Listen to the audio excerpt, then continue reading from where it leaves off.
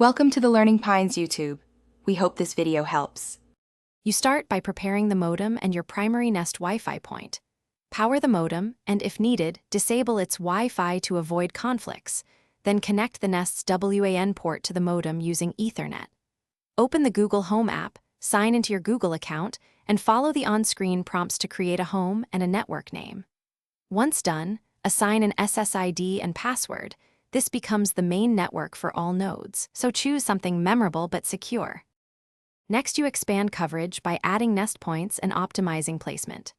Plug each node into power in a central, open location, roughly 1 to 2 rooms from the primary device, so signals can hop efficiently. In Google Home, tap Add Setup Device and follow the mesh setup. Allow firmware updates to finish before testing.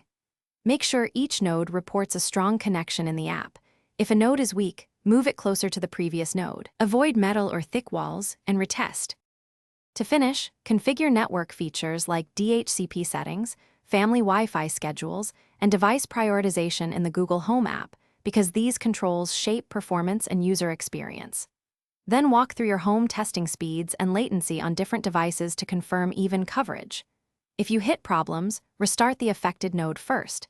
If that fails, reboot the modem and primary Nest or factory reset a single point. If issues persist, contact the ISP. Often the root cause is upstream rather than the mesh itself. Thanks for watching. Consider subscribing if we helped you.